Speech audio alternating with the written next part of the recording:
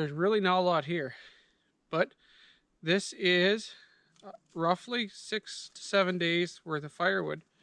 I'm going to stack it all in our little IBC tote woodshed, which is our old shower that we're using for a woodshed now. It's 38 inches by 44 inches. That's the interior dimensions. We will measure once we're done how high it comes up. I'm going to tightly stack it, obviously. And then we can figure out basically how much cubic feet of wood that I'm burning in whatever time frame it takes. We'll measure each day how much we take out, and then we will figure out at the end of however many days that wood supply lasted of how many or how much cords it would take for, say, a month, a year, or whatnot to heat our trailer.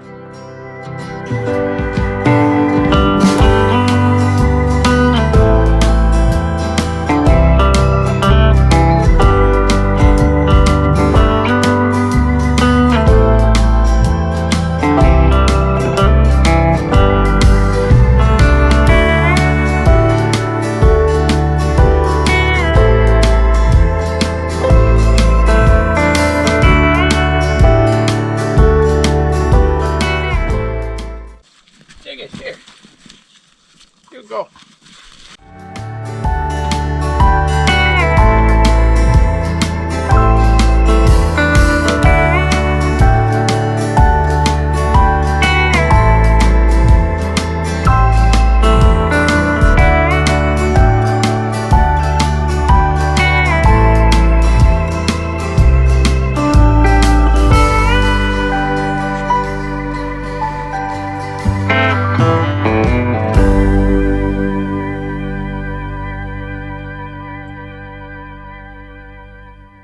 So we ended up doing 2 rows that are 46 inches wide, and let's just call it 2 feet tall. So that's, if these were stacked on top of each other, it'd be 4 feet tall by 4 feet wide. So we could call this half a cord of wood. Roughly, that is, at least. It's stacked about as tight as I can stack it. That's just a rough measurement. So if that's about half a cord of wood, that's actually more than I expected. I didn't expect this to actually equal out to that much. But I'm going to keep track every day how much we burn, what day it is, and what time it is. And at the end of however long this takes, we'll figure this out on a piece of pen and paper and figure out how much wood we burn in a week and a month and roughly a year, give or take, just based off of these numbers. Take your guess now in the comments to see how much you think we actually burn in a month and how much we burn in a week. How long this sack of wood's going to last. February 25th, 2025, 12 o'clock noon. We need our first load of wood.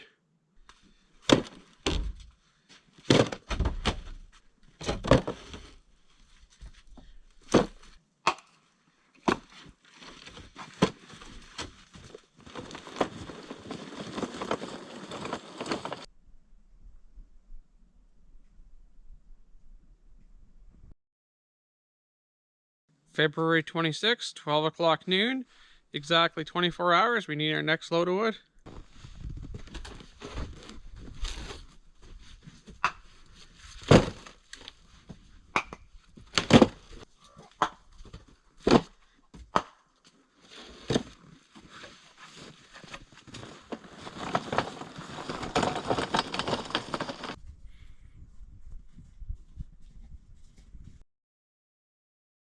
February 28th, about 1 p.m. We skipped yesterday altogether. We didn't need any firewood. We were out pretty much all day moving logs, which is pretty typical. I'm usually out 1 or 2 days a week, usually all day, so the stove just goes out. So we burn very little firewood that day, obviously, just a morning and an evening fire.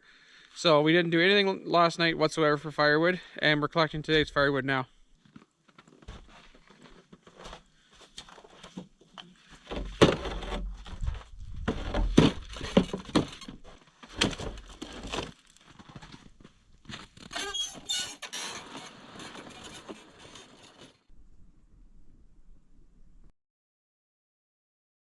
March 1st, 11 a.m. I'm grabbing today's load of wood.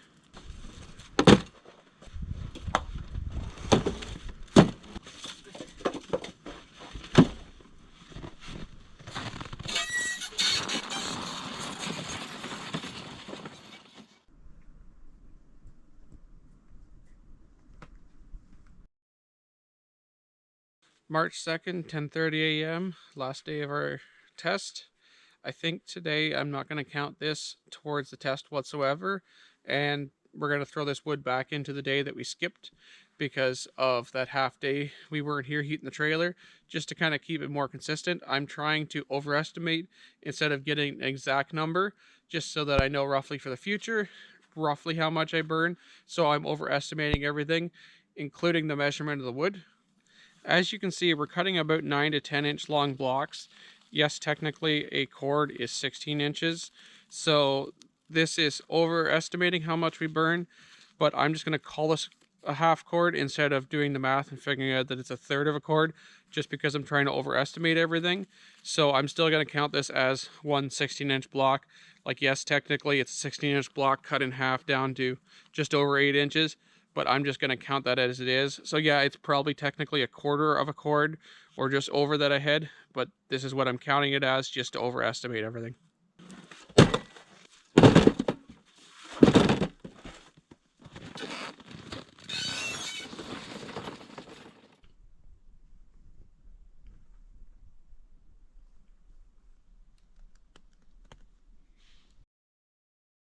So I did the math, I figured it out. I was actually really surprised how much I'm actually burning. So let's go through the math, figure this out. So the wood lasted 5 days. Now normally the same pile of wood lasts 6 days. Just before we did this test, it was pretty much the worst situation that you could get. It got warm, all the snow in the trees melted, soaked into the trees and made them wet. So the moisture content in the wood is a lot higher. I've noticed that. I am putting a lot more wood through the stove than I normally would be. So normally I get 6 days out of that same size load of wood. So it's not really an accurate test, but this is like a worst case scenario test. So it's a good thing actually to know this. We got 5 days out of our test. There was actually 6 days, but I took that one day where we skipped and took today's where the wood and slammed it into there, just to kind of make it 5 days, because that half day that where we weren't heating. Stengus, what are you doing? What are you doing? You're a goofball. So for heating, I figured from September 15th to April 27th. Around the beginning of September, we start running evening fires, usually to take the chill off, just because it starts getting cool, or if you get a rainy day, especially starting in September, you start getting those rainy days. So you're running a fire during that just to take the dampness out and stuff like that. Full-time heating, I think last year started right around the end of September, so I'm just counting it as the 15th to kind of take care of those evening fires from the beginning or end of August all the way into the end of September. And then I'm doing it till April 27th. I don't know exactly when the last day of snow is. It varies from year to year, and the last day of heating, last year, the middle of May, it was 30 degrees up here. The year before, it was -10 and there was 3 feet of snow the 20th of May. So it could very much vary year to year. So I'm just using April 27th because it's an even day in the weeks to figure things out. So for that time frame, it works out to be 33 weeks. There's 7 days in a week, obviously, as we all know, which equals to 231 days of heating, I figured out. So we take those 231 divided by 5, because this test lasted 5 days instead of 6 like it normally does. Works out to 46.2 cords of wood, theoretically, based upon this half cord of wood that I burnt, even though it was actually more or less a quarter cord of wood. But I called it a half cord because I was only measuring width and height, not depth. So you divide that by 2, which would equal out to 23 full cords. Now if you take that 23 and you divide it by 2, it would equal out to 11.5, which is probably more or less accurate, the 11.5 to what I'm actually burning, just because I'm only burning about 9 to 10 inch blocks instead of 16-inch blocks. Now 11.5 still is a pretty big number. Now obviously if we would have done it off the 6 days like it normally lasts me every other time I've done this, it would be a lot smaller than that. But the one other thing too to take into account is, especially because this wood, I'm cutting it now, it is well seasoned, but it has soaked up some moisture. And I do find that if I have a piece that sticks around inside for a little bit longer and doesn't get through the stove, that it burns a lot better. And I'm like, I'll put one piece of wood in the stove instead of two. So all that figured into account, especially being if I would have got the wood in the middle of summer like you should and put it in a proper woodshed, which I don't have one of those, then I bet you I would be down around 5 cord of wood, just based upon how the stove operates, or less. Somewhere between 3 to 5 cords, I'm thinking is actually more of an accurate number if I had properly dried wood. Well, not properly dried, it's very dry, but wood that was harvested when it should be and stored to keep it dry the whole time. I think we would be down around the 3 to 5 cord range. My RV trailer that I used to live in years ago, with a little bit different of a stove. Bailey, what are you doing? Used to burn about 3/4 wood a year. Obviously that was hardwood, not softwood, so there's a little bit of difference variance in there. It was a different stove too. This stove I think is actually more efficient than my old stove, and I definitely noticed the efficiency if the wood is drier than when it's wetter. It's definitely not burning the same. It really needs to have dry wood to burn properly. So I think if all told, I was actually on top of the wood game like I will be next year, I think we'd be around 3 to 5 cords of wood altogether for a whole year, roughly. That's just my guesstimate. That's burning fir. If you're burning something different, it's going to change it, but that was based upon my wood stove in the trailer. It's been pretty cold the whole time, somewhere around -20 or so.